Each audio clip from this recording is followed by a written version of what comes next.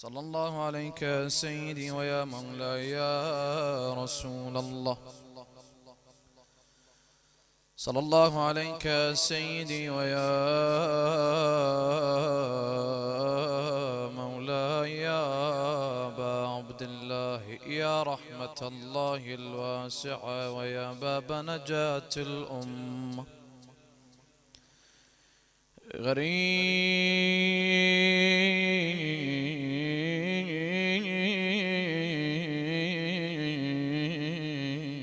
يا مظلوم كربلاء، يا ليتنا كنا معكم سادتي لنفوز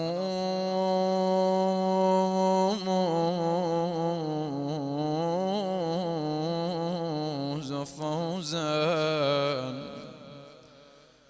عظيما.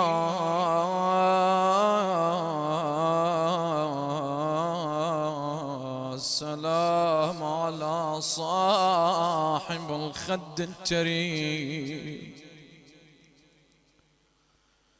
والسلام على صاحب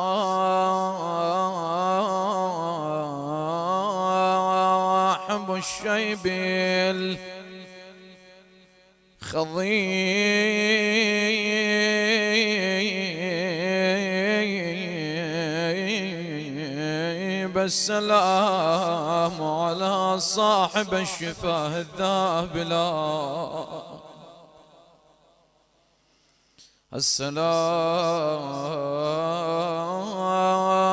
على المقتوم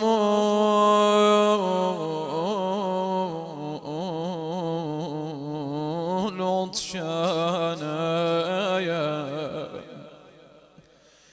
بأرض الفرات.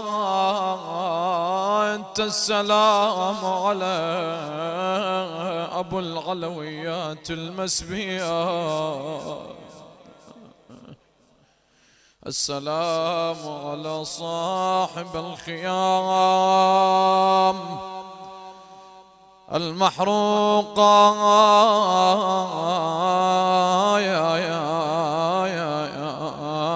من ذا يقدم للجواد ولا متي. والله كأنما واحد يقول لي أنا محضر قصيدة يشهد الله، بس واحد قال له روح لهاي القصيدة. سبحان الله. يلا اللي عنده حاجة. من ذا يقدم للجواد ولا متي. والصحب صرعى والنصير غليل.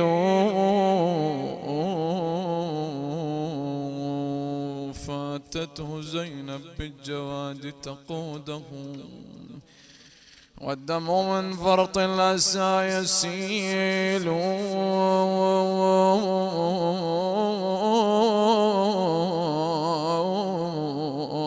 أي أخت قدمت لشقيقها فرس المنون وهي تقول لمن يبغلي، لمن تنادي والحماة على الثرى. أحد موجود أبو علي؟ ها شا علي من تناديها.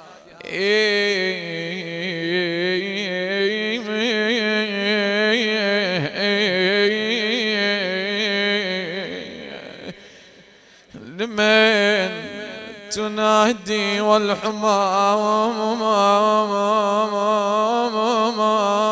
على الثرى. وما منهم يبلغ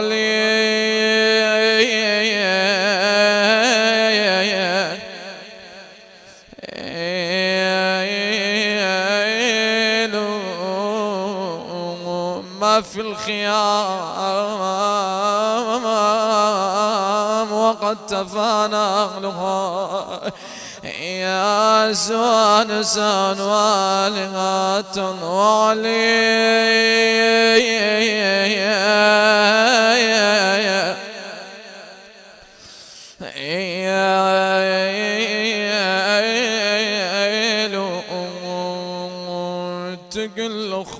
خويا الله يعينك يا خويا مالك معين. هذا وين ذكرنك ما هن إلا أيام وليالي وعاشوراء على الأبواب. الله أكبر. خويا خويا يا أبو علي يا ابن أمي، خويا الله يعينك يا خويا مالك معين، وقومك عين الغبرة مطار. أنا منين أجيب المرتضى، أنا منين أجيب المايا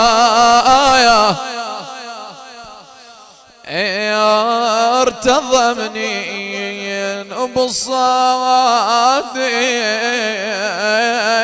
قضى والجبد مسموم. يا بعقب ذيك العظيمة أو ذيك العموم عليا تنعى يا ويلي دار العلوم والمحراب يبكي بدمع من دم. على اليمن على أبو جعفر الإمام الباقر. يا الله بالله الإمام الباقر الشاف في صباه. الله هنا خوش يصور لنا هذا الشاعر هذه الأبيات، يقول علي دارت مصايب ما له إحساس. لما نريد نحكي على يتامى كربلاء وعلى سبايا كربلاء اعلم بينهم الإمام الباقر. الله أكبر.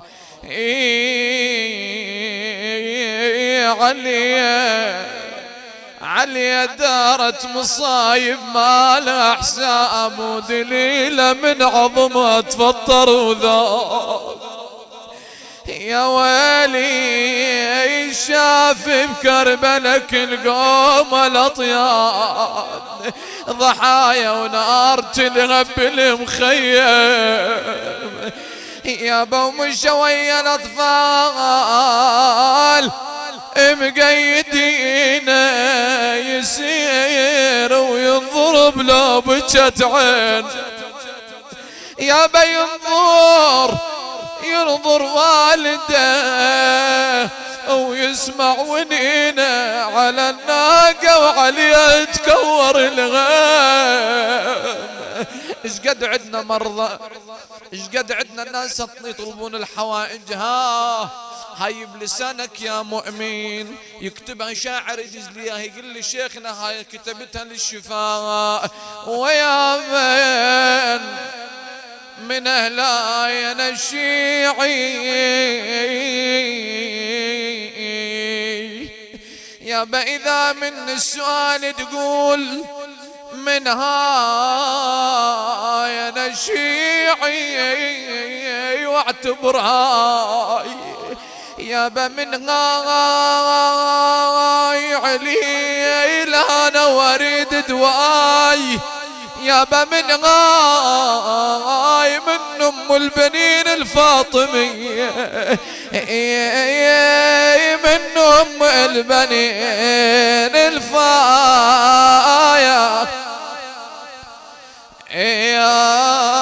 طمي. لا حول ولا قوة إلا بالله العلي العظيم. على محبة الإمام أبو جعفر الباقر صلوا على محمد وآل محمد.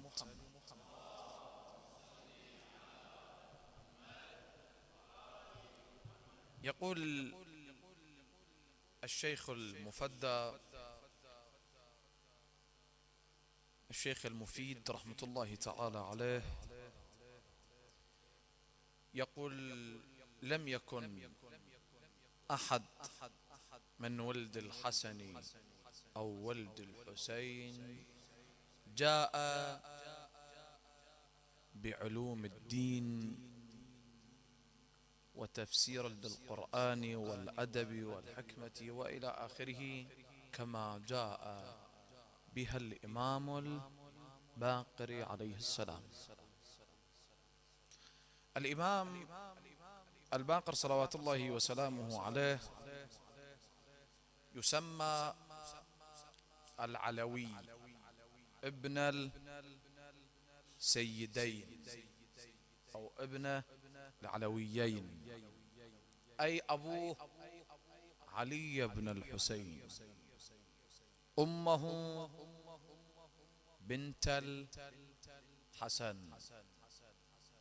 من أصدق الروايات اسمها أم عبد الله. هذه الامرأة أم الإمام الباقر عليه السلام يقول فيها الإمام الصادق صلوات الله وسلامه عليه: كانت من أكرم بنات جدنا الحسن، وكان لها مقام رفيع عند الله. تنقل هذه الرواية الصحيحة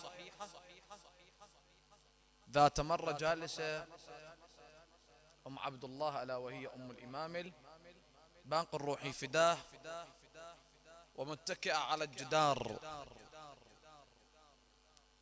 وسمعت هد جانبا من ذلك الجدار وأراد أن يهد عليها القسم الآخر، فوضعت يمينها على ذلك الجدار وقالت: لا والمصطفى لم أسمح لك أن تهد علي. يقول الإمام الصادق: فوقف ذلك الجدار.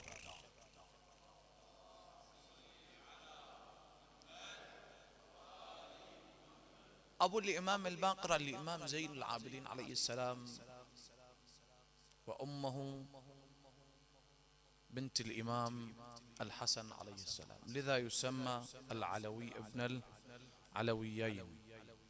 والإمام الباقر عليه السلام هو الذي عاش فترة زمنية في حجر جده الإمام الحسين بن علي بن أبي طالب عليه السلام، وعاش في عهد أبيه. الإمام الباقر روحي فداه له ألقاب وله كنى كثيرة، من كناه أبو جعفر، ومن ألقابه الباقر والزاهر والشبيه. الشبيه أي شنو؟ يشبه رسول الله صلى الله عليه وآله في كل شمائله. أرجع إلى قول الشيخ المفيد روحي فداه حينما يقول: لم يأتي أحد من ولد الحسن ولا ولد الحسين كما جاء به الإمام الباقر عليه السلام. هنا سؤال يسأل أو سؤال يطرح: لماذا الإمام الباقر والإمام الصادق نجد كل أحاديث الشيعة أو أحاديث المسلمين تنقل عن من؟ عن الإمام الباقر وعن الإمام الصادق عليه السلام. يتكلمون العلماء بل الأئمة صلوات الله وسلامه عليهم أجمعين ما بعد الإمام الباقر يليه الإمام الصادق. يقول الآب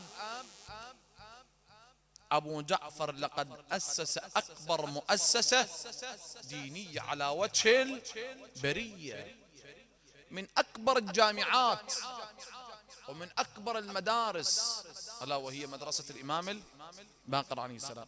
إذن لماذا لم تكن مدرسة الإمام زين العابدين؟ هو السؤال مو هيك؟ لماذا لم تكن مدرسة الإمام الحسين بن علي بن أمير المؤمنين؟ لماذا لم تكن مدرسة الحسن؟ لماذا لم تكن مدرسة حسين علي بن أبي طالب عليه السلام؟ لماذا لم تكن مدرسة رسول الله صلى الله عليه وآله وهو سيد الرسل وسيد المعصومين؟ لماذا كانت من الباقر عليه السلام؟ ولماذا كان رسول الله يتكلم عن الإمام الباقر عليه السلام ولم يولد حتى من حتى أبوه ألا وهو زين العابدين عليه السلام؟ لم يولد زين العابدين ورسول الله يتكلم عن من؟ عن الباقر عليه السلام.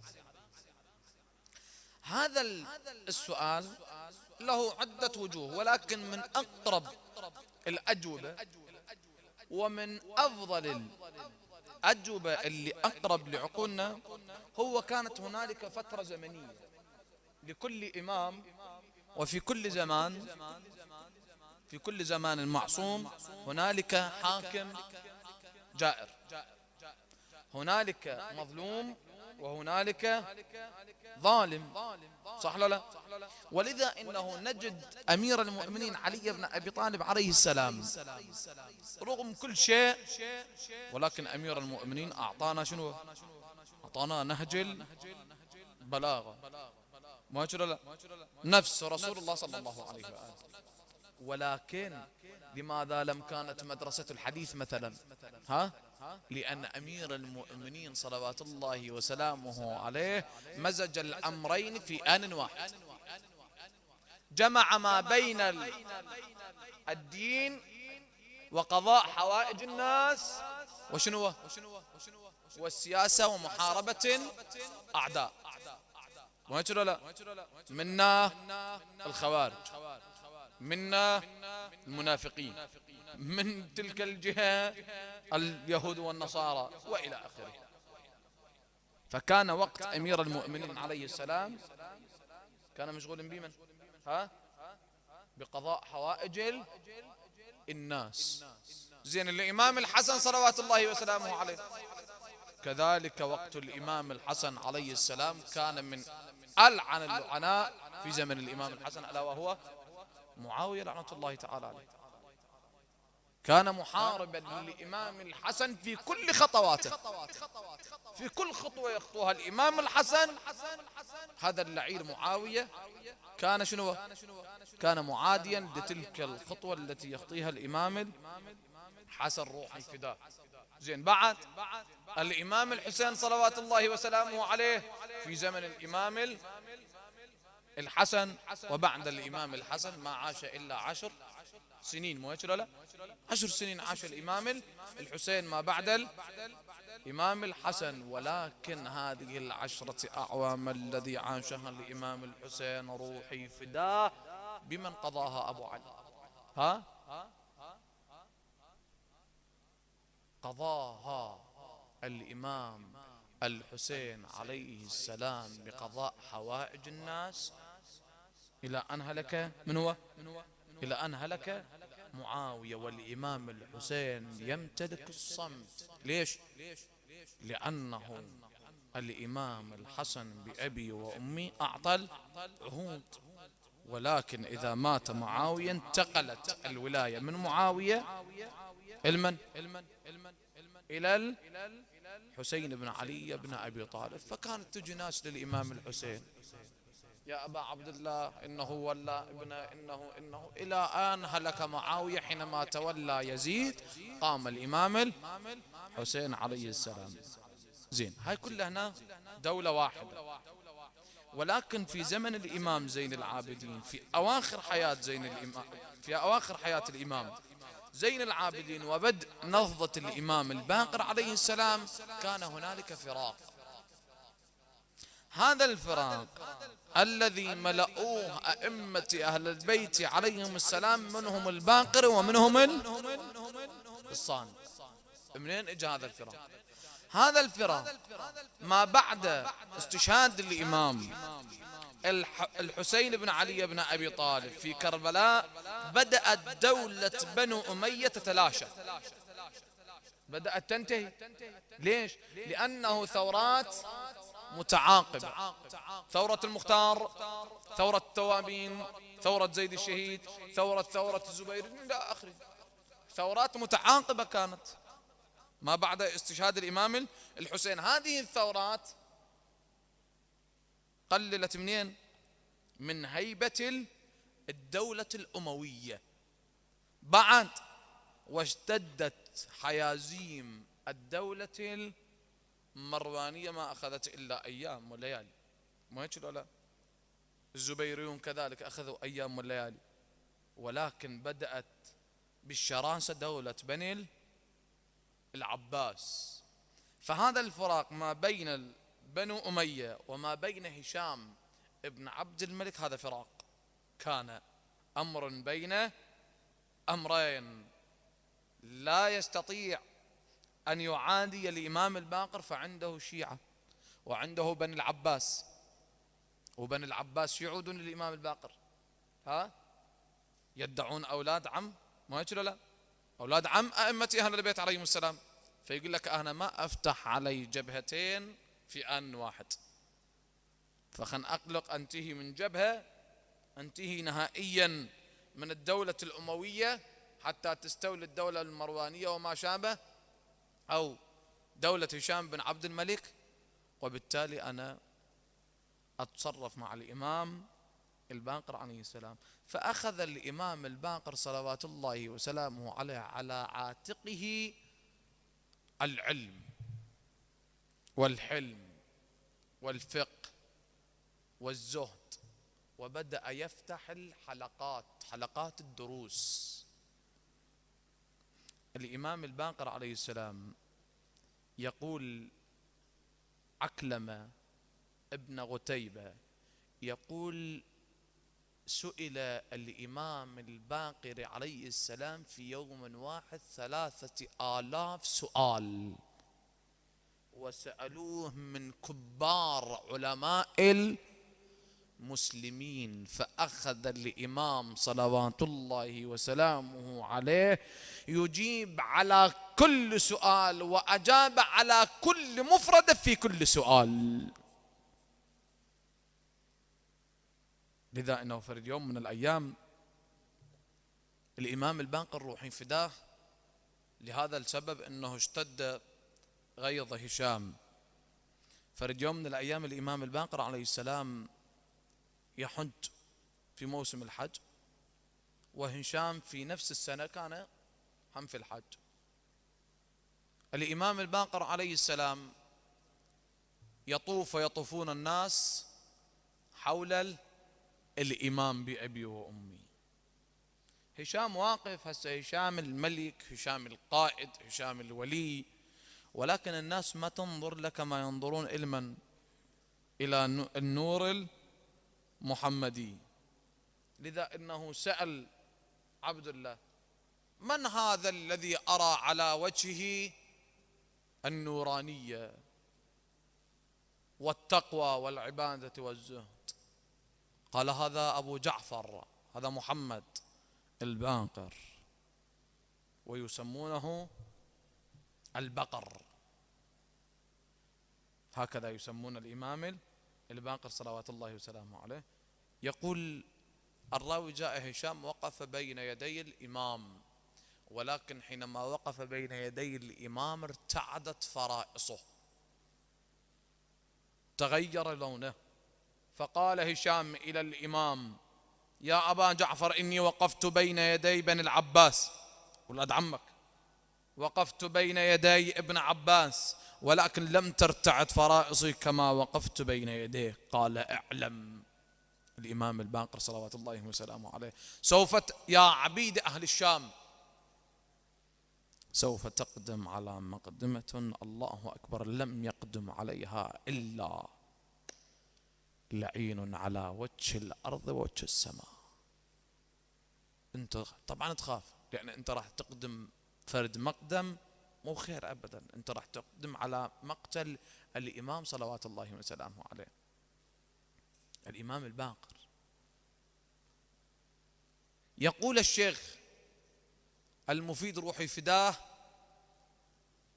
الإمام الباقر عليه السلام لم يأتي عالم، هاي مقامات الإمام، لم يأتي عالم من العلماء ووقف بين يدي الإمام إلا ونظرنا، الراوي يقول: إلا ونظرنا إلى وجه العالم تتغير أوصافه، ولا يستطيع أن يسأل الإمام سؤال.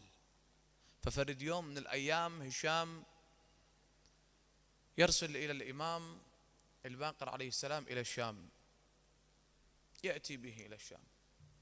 أخذ أيام والليالي في الشام الإمام الباقر عليه السلام، ثم رجع إلى المدينة، ولكن في الطريق وجد ناس متجمهرة في صحراء على قاصر، وهذا القصر ربما عتيق، ولكن الناس متجمهرة. سأل الإمام قال: من هؤلاء؟ قالوا له: يا ابن رسول الله، إن هؤلاء القسيسيون والرهبان، عندهم عالم كبير، عالم من علمائهم كبير، هذا يأتون إليه في كل سنة في مثل هذا اليوم. ايش يسوي؟ يستفتونه، يعطيهم العلوم. يقول الإمام الصادق: أخذ أبي ببردة له على كتفه فوضعها على وجهه وجلس معهم، وجلست في جواره. يقول: فخرج رجل كبير السن وشاد حاجبيه على جبهته في خرقة صفراء، رجل كبير السن طاعن في السن. قامت إليه الناس هيبة فأجلسوه في صدر المجلس. يقول: أخذ يتفحص في الوجوه ينظر، وهذا فرد يوم من الأيام شخصية ابتلى لما قال هذه الكلمة، وهذه الكلمة حتى أئمة أهل البيت ما قالوها. سأل ربعه قال لهم: شوفون ماكو واحد خوب من جماعة علي؟ تفحصوا في الناس قالوا: لا ماكو واحد موجود من جماعة علي. صعد على المنبر قال: سألوني قبل أن تفقدوني. قام لا واحد، هذا شيء بالشيء يذكر سامعينها أنت. قال له: يا أمير عندي مسألة. قال له: اسأل. قال له: من الأنجس، البول أم الجنابة؟ وإذا يتلعثم ولم يستطيع الجواب. فهذا الرجل الراهب الغسيس تفحص في الوجوه، وإذا تقع عينيه على الإمام الباقر عليه السلام. فسأل الإمام قال له: من أنت، منا أم من الأمة المرحومة؟ تأمل. قال الباقر: بل من الأمة المرحومة. فقال له: من جهالها أم من علماؤها؟ قال: لست من جهالها. مو من جهالها. قال: أسألك عن مسألة. قال: سل. قال: إنكم تزعمون إن في الجنة الرجل يأكل ويشرب ولكن لا يحدث، من أين أتيتم بهذا؟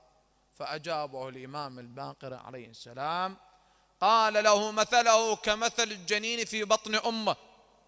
مسألة الأولى، مثله كمثل الجنين في بطن أمه، يأكل ويشرب ولكن لا يبول ولا يحدث.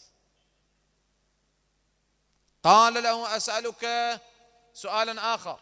قال: اسأل. قال: أخبرني عن ساعة لا هي من الليل ولا هي من النهار. قال: ألا وهي الساعة ما بين الطلوعين، يعني طلوع الفجر وطلوع الشمس. قال: أخبرني عن أفضل ساعات. قال: ألا وهي هذه الساعة التي لا تعد من شنو؟ لا من النهار ولا من الليل، من أفضل الساعات، وتكون فيها أفضل الطاعات والعبادات وقراءة القرآن. ما يقول لا؟ ومن أفضل الساعات الإنسان إذا أراد أن يتعبد الله أو يقرأ القرآن أو يدعو الله حتى يستجاب له المولى عز وجل، فليدعو الله سبحانه وتعالى ما بعد صلاة الفجر إلى طلوع الشمس. هذه ذروة العبادة، هذا الوقت. زين. قال: إنك تزعم من علماؤها؟ قال قلت لك لم أكن من جهالها. قال لا أسألك عن سؤال لأحيرنك في ذلك السؤال. قال له اسأل. قال ماذا تقول في رجلين ولدا في يوم واحد وماتا في يوم واحد، ولكن أحدهم عمره 50 والآخر عمره 150 عام، كيف حدث ذلك؟ تبسم الإمام الباقر عليه السلام ثم قال هذا عزر وعزير،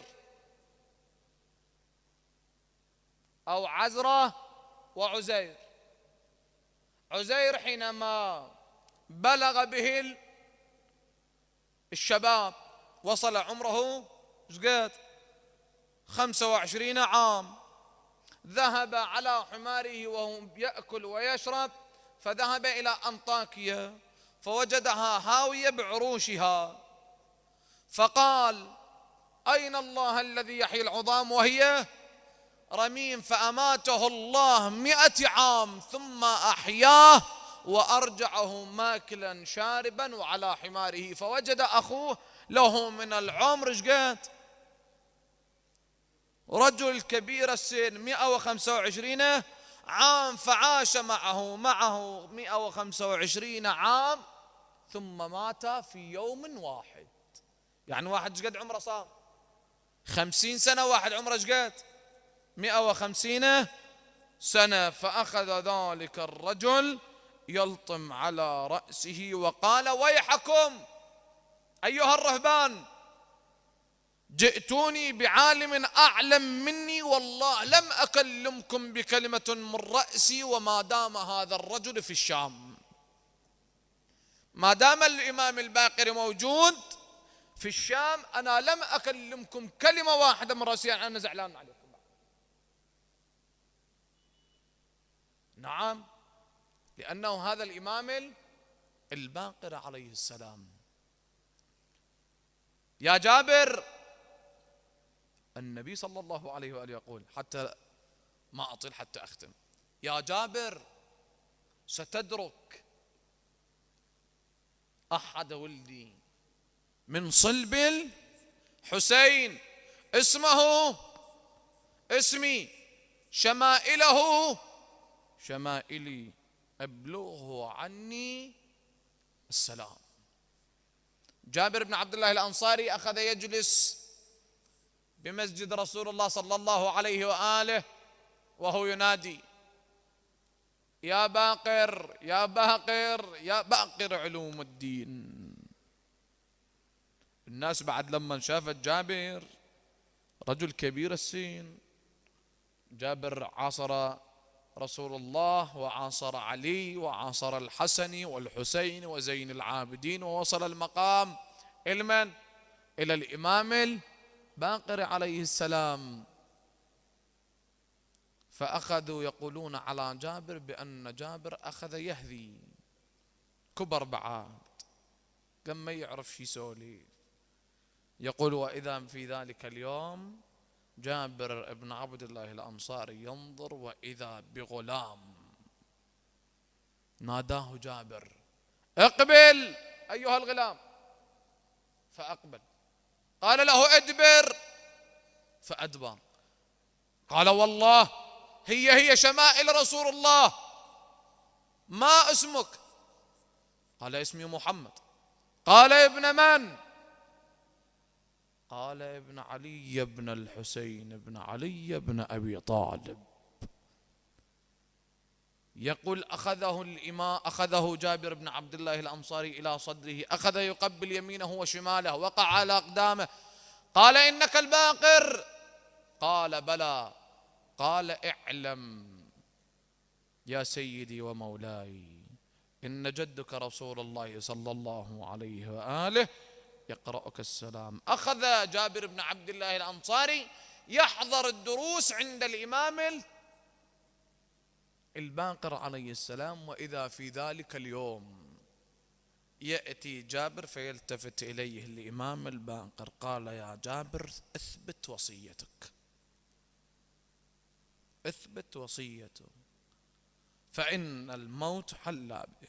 قال وكيف علمت بذلك سيدي؟ هسه كيف علمت بذلك؟ هذا تبيان علما مو لجابر، جابر عالم، ولكن إن أنا وأنت وغيره وغيرك. كيف علمت بذلك؟ قال يا جابر اعلم إن الله لقد أعطاني علم ما كان وما يكون إلى يوم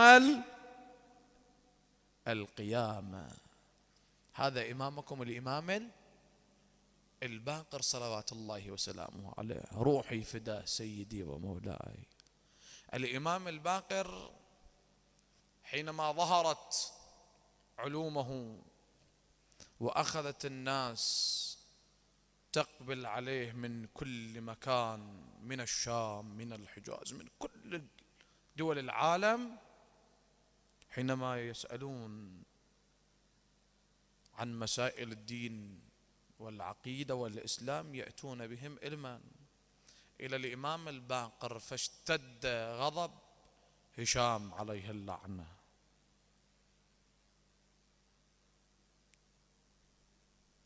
فجعل يفصل سرجا، وهذا السرج من جلد ومن خشب ومن ما شابه، فملأوا ذلك السرج سما قاتلا فقدموه إلى الإمام. يقول الإمام الصادق صلوات الله وسلامه عليه حينما استخدم أبي ذلك السرج،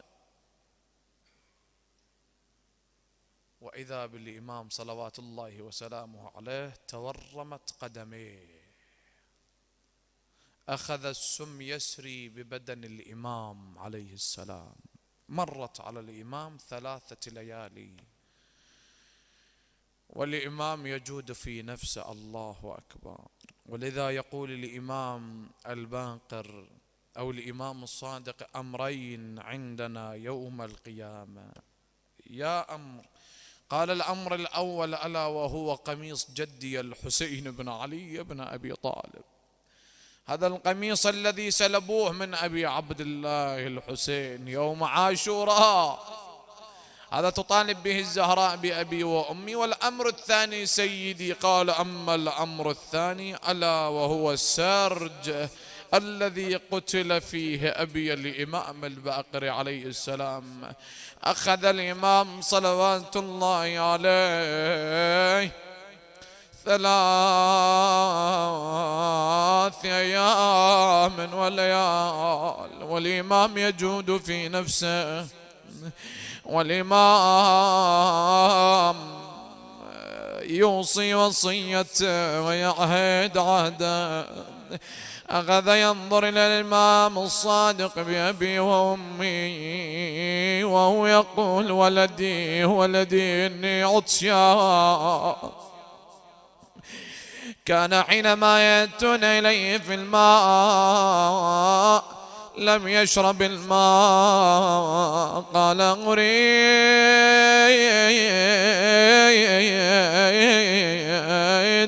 أموت وأنا عطشان كما مات جدي الحسين. يوصي ولده ولدي فارقتني الحياة كفني وحنطني وادفني إلى جوار أبي زين العابدين وجدي الحسين. يا مؤمنين وإذا بإمامكم عليه السلام عرق جبينه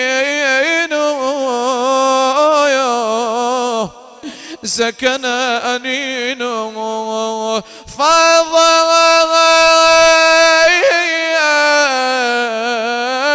روحه الطاهرة. رحم الله من نادى وإمامه، رحم الله من نادى وسيدا. والله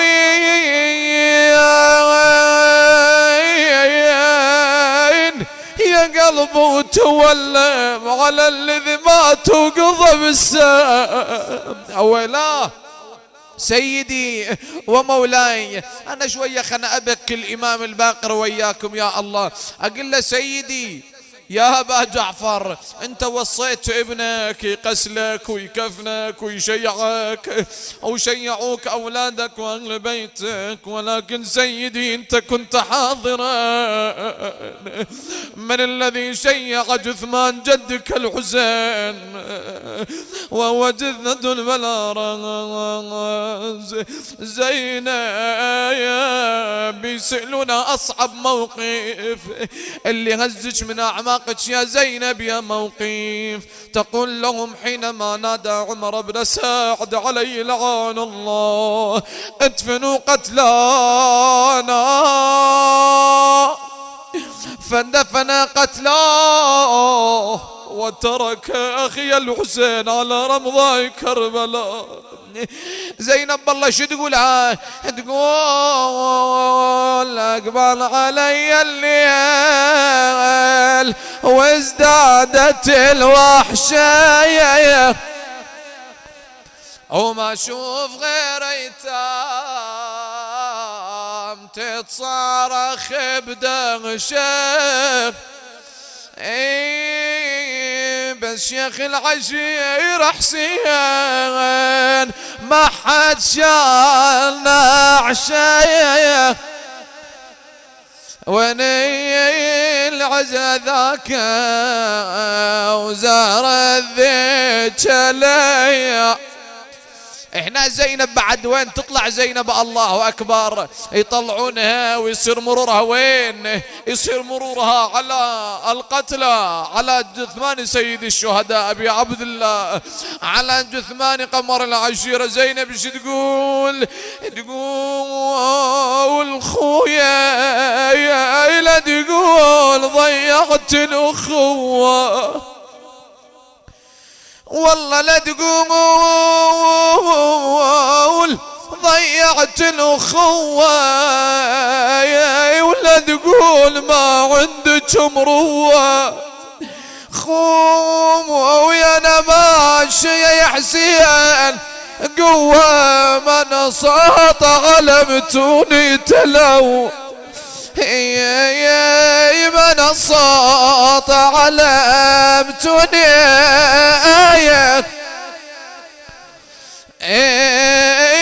تلاو.